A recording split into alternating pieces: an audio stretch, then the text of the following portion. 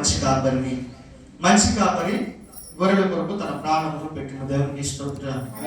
హల్లెలూయా. యేసు ప్రభు వారు తన వ్యక్తిగత జీవితం కొరకు ఆయన శిష్యులైన వారితో చెప్తున్నట్లుగా మనం చూస్తున్నాం. ఆయన ఏమంటున్నాడంటే ఒక చేసేటువంటి పనిని బట్టి పనిని కొరకు మాట్లాడుతున్నట్లుగా మనం చూస్తున్నాం. నేను గొర్రెలకు మంచి కాపరి లాంటి వాడిని. ఈ మంచి కాపరి ఏం చేస్తాడంటే తన మందను జాగ్రత్తగా కాపాడుతాడు. దేవునికి స్తోత్రం. తన మంద కొరకు ఆయన ప్రాణము పెడతాడంట. ఆయన అంటున్నాడు, నేను మీ కొరకు ప్రాణము పెట్టేవాడినై ఉన్నాను. చాలా మంది అంటారు క్రైస్తవులైన మాటకి వీళ్ళు గొర్రెలురా అనేటువంటి మాటలు చెప్తుంటారు. పిల్లరా, నేను అంటాను, వాస్తవానికి మనం గొర్రెలమే. మన గొర్రెలు మనల్ని కాపరి, మనల్ని కాయడానికి ఒక ప్రధానమైనటువంటి కాపరి మన పక్షముగా ఉన్నాడు. మనం గమనించాల్సినటువంటి విషయం ఏమిటంటే మంచి చెడు ఇక్కడ ఆయన మెన్షన్ చేస్తున్నాడు. మంచి కాపరి అంటున్నాడు. ఆయన ఏం చెప్తున్నాడు? ఆయన గొర్రెలకు మంచి కాపరి అంటున్నాడు. మరొక మాట ఆలోచన చేస్తే నాలాంటి కాపరి ఎక్కడ దొరకడు అని చెప్పినా ఆశ్చర్యపోనక్కర్లేదు. ఎందుకు అనంటే ఎవరైనా ఒక పని వారికి అప్పచెప్పినప్పుడు దానిని పరిపూర్ణంగా చేయడానికి ప్రయాసపడాలి అనే ఒక విధానం ఇక్కడ మనం తెలియజేస్తాము. నేను కాపరిగా దేవుడు నాకు ఇచ్చినటువంటి ఆధిక్యతను బట్టి నా గొర్రెలను నేను ఏం చేయాలంటే చాలా జాగ్రత్తగా వారిని కాపులా కాసుకోవాలి. దేవునికి స్తోత్రం. కష్టమైన, నష్టమైన, ఇబ్బంది అని ఏది ఉన్నా లేకపోయినా గొర్రెలకు మాత్రము ఏం చేయాలంట? మంచి కాపరిగా ఉండాలి. మంచి కాపరి అంటే అర్థం చెప్పండి. మంచి అనే మాటకు అర్థం చెప్పండి. ఈ మధ్యకాలంలో ఒక 2-3 వారాల ముందు నేను ఒక విషయాన్ని మీకు ఎగ్జాంపుల్ కూడా చెప్పాను. మంచి అనే మాటకు అర్థం చెప్పండి. మంచి అని చెప్పండి. చెప్తారా? ఇది మంచి కవుతులా చెడ్డ కవుతులా? ఎలా మంచి అని చెప్తున్నారు? ఇంకా అసలు వెలిగించడం కూడా వెలిగించలేదు కదా. ఇది మంచిదని మీరు ఎలా డిసైడ్ చేస్తున్నారు చెప్పండి. అంటే చూపులకు మంచి కనపడితే మంచిగా ఉన్నట్టేనా? చెప్పాలి కొంచెం గట్టిగా చెప్పండి అమ్మా. ఈ మంచి కోతులనే కాదు. ఇందులో ఒకటి నేను ఎదిసేసాను, ఒకటేమో మంచిగా ఉంది. ఇందులో ఇదేం చేస్తుందంటే ఎంతసేపు నిలబెట్టినా కూడా అది అటు ఇటు వంగిపోతూ ఉంటుంది. ఎంత స్ట్రైట్గా నిలబెట్టాలని ప్రయత్నం చేసినా కూడా అది. ఇకపోతే దీని విషయానికి వస్తే నువ్వు ఎలా నిలబెడితే అది అలా ఉండిపోతుంది. ఎలా నిలబెడితే అలాగా ఉండిపోతుంది. విషయం ఏంటంటే పిల్లరా, దీని పని ఏమిటంటే ఇది వెలిగించాలి, అవతల వాళ్ళకి వెళ్తుని ఇవ్వాలి. ఇది వెలగాలి, అవతల వాళ్ళకి వెళ్తుని ఇవ్వాలి.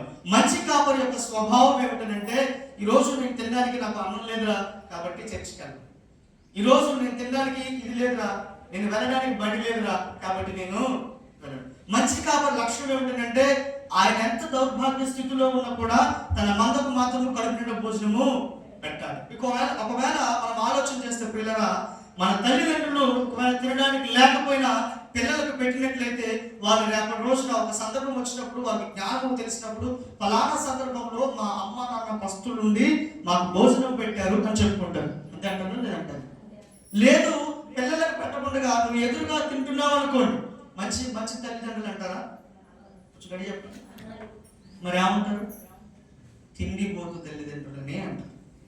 ఈరోజు వాక్యం తెలియజేస్తుంది, మంచి కాపరి నేను నా గొర్రెలకు మంచి కాపరినై ఉన్నా.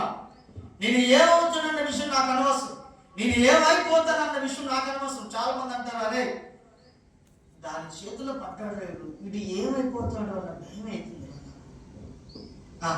దాని వెనకాల తిరుగుతూ ఉన్నాడు వీడు, వాడి జీవితాన్ని వాడు నాశనం చేస్తున్నాడు అని చెప్తూ ఉంటాం కదా. దేవుడే చెప్తున్నాడు తెలుసా, నేను మంచి కాపరిని. మంచి కాపరి అంటే ఏం చేయాలా చెప్పాలి? ఏం చేయాలా చెప్పండి అమ్మా. నోరు లేదా? మంచి కాపరి అంటే ఏం చేయాలా? గడి చెప్పాలి. దేవునికి స్తోత్రం. హల్లెలూయా. మీకు అర్థం కావాల్సిన విషయం ఒకటి, మీరు అర్థం చేసుకున్న విషయం ఒకటి చెప్తాను. ఇప్పుడు నేను చెప్పినట్లుగా నేను మంచి కాపరిని కాబట్టి నేను చచ్చిపోయినా నా కుటుంబాన్ని పోషిస్తాను అని చెప్పాలా? నేను మంచి కాపరిని కాబట్టి నాకు నష్టం వచ్చినా కూడా నా కుటుంబాన్ని వెనకాలే నిలబడతా. వారు నా విషయంలో హాని చేసినా కూడా నేను వారి వెనకాల నిలబడతా. వారు నా విషయంలో నష్టం చేసినా కూడా నేను వారి వెనకాల గట్టి చెప్పండి. దేవునికి స్తోత్రం. హల్లెలూయా. హల్లెలూయా. హల్లెలూయా. వాక్యం చెప్తుంది, నీ కుటుంబము కోసమే నువ్వు పోరాటము, నువ్వు ప్రయత్నం చేసి నువ్వు ఫస్ట్ నుండి నీ కుటుంబాన్ని పోషిస్తున్నావు. ఇది మంచిదే, బాగుంది, నేను తప్పు పట్టుకు. కానీ నీ పక్క వాడి దగ్గర లాక్కొని వచ్చి వాడిని అన్యాయం చేసి వీడికి న్యాయం చేస్తాను చూసావా, ఇది మంచి కాపరి లక్షణము కాదు. ఉన్న గొర్రెలన్నిటికీ కూడా ఈ కాపరి ఏం చేస్తాడంటే, ఈ రోజు ఈ గొర్రెకి ఆపద వచ్చినప్పుడు దీనికి కావలసిన సమస్తమును కూడా జరిగిస్తాడు. రెండవ రోజు ఇంకొక దానికి ఆపద వచ్చినప్పుడు దానికి జరిగిస్తాడు. మూడో రోజు ఇంకో దానికి ఆపద వచ్చినప్పుడు దానికి జరిగిస్తాడు. ఈ రోజు దీనికి ఒకవేళ ఆహారం కొరతేమో కడుపు నిండా పెడతాడు. దీనికి ఏమో వ్యాధి ఉందేమో దానికి కావాల్సింది చేస్తాడు. ఒకవేళ దీనికి ఫైనాన్షియల్ ప్రాబ్లం ఉందేమో దానికి కావాల్సింది. మంచి కాపరి ఒకరి పక్షముగానే ఎప్పుడు ఉన్నట్టు. దేవునికి స్తోత్రం. ఈ మంచి కొవ్వొత్తు ఈ చుట్టుపక్కల ఇది సెంటర్ చేస్తే ఈ చుట్టూ ఉన్న వాళ్ళందరికీ కూడా ఎలా అయితే ఉపయోగపడుతుందో ఆయన మంచి కాపరి అయి ఉన్నాడు. ఆయన బైబిల్ ఒక చోట అంటాడు, నేను మంచి వారి ఎడలను చెడ్డవారి ఎడలను వర్షమును కురిపిస్తూ ఉన్నాను అంటాడు ఆయన. వీళ్ళరా ఒకవేళ మీరు ఈ రోజు ఒకవేళ మీరు మాట్లాడుకోవాల్సి వస్తే, వీడు నా మాట వింటున్నాడు కాబట్టి వీడిని మాత్రమే నేను చూసుకున్నాను, అరే నీ బాధ్యత మొత్తం నాదే అని ఈ నా మాట అంటున్నా. నువ్వు చచ్చిపోయినా నాకు ఏంటంట, వీడు చచ్చిపోయిన పనులు ఎందుకంటే వీడి మాట, వీడైతే మాట కొంచెం గడి చెప్పండి. వీడి మాట విన్నాడు కాబట్టి వీడి కోసం ఏ ప్రయాసాన్ని నేను పడతాను. వీడి మాట విన్నాడు కాబట్టి చావన్నా ఆపలేదా వాడికి, చచ్చిపోనన్నా చచ్చిపోవట్లేదు అంటాం కదా, అంటవా లేదా? దేవుడు ఏం చెప్తున్నాడు తెలుసా, ఈయన మంచి కాపరి, మంచివారి మీదను చెడ్డవారి మీదను ఆయన వర్షమును కురిపిస్తూ ఉన్నాడు. మనుషులమైన మనము వ్యత్యాసములు వేరుబాట్లను చూపిస్తున్నాం. పిల్లరా నేను అంటాను, మీ పక్షంగా నేనే క్వశ్చన్ వేసుకుంటున్నాను. పాస్టర్ గారండి, మంచి కాపరి అన్నమాట మంచిని తీసి పక్కన పడేస్తే, కాపరి అని అంటే మీరు పాస్టర్ గారు కదా, కాపరులు అంటే మీరు కదా, కాబట్టి మీ కొరకు మీరు చెప్పుకోకుండా మా వైపు తిప్పి చెప్తున్నారేంటండి, మా గురించి చెప్తున్నారేంటండి అనొచ్చు. దేవునికి స్తోత్రం అని అడగొచ్చు. మీ మనసులో మాటను దానికి సందేహాన్ని నేను తొలగించే ప్రయత్నం నేను చేస్తాను. దేవునికి స్తోత్రం. ఇక్కడ మంచి కాపరి అనే కాపరి గురించి చెప్తున్నారు కదా పాస్టర్ గారు, అవునా కదా? మంచి కాపరి అని కాపరి గురించి చెప్తున్నారు కదా పాస్టర్ గారు. నేను కాపరిని కాబట్టి నా గొర్రెలను నేను మంచిగా కాస్తానని వాక్యము కాపరి గురించి బోధ చేస్తున్నారు కదా పాస్టర్ గారు. మరి మీరు కాపరి అయి ఉండి మీ గురించి మీరు చెప్తున్నారేంటి? మీ గురించి మీరు చెప్పుకోక మా వైపు చూసి మమ్మల్ని అంటున్నారేంటి అని అనొచ్చు. అయితే మీకు ఒక విషయం నేను తెలియజేస్తాను పిల్లరా. యోహాను సువార్త 21వ అధ్యాయంలో ఇప్పుడు అసలు కొన్ని విషయాలు మనం ప్రారంభించుకుందాం. యోహాను సువార్త 21వ అధ్యాయము, మరి అక్కడ చూస్తే 15వ వచనాన్ని చదువుదాం. వారు భోజనం చేసిన తరువాత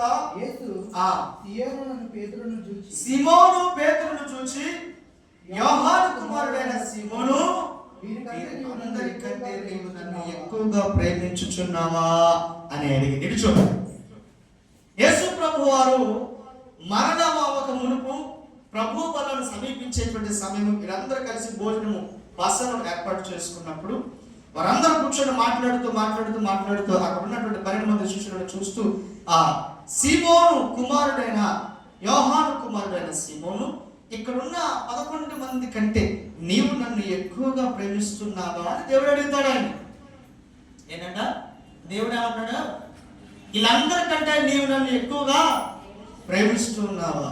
దేవునికి స్తోత్రం. ఈ మాట దగ్గర ఒక 2 నిమిషాలు ఆగుతాం.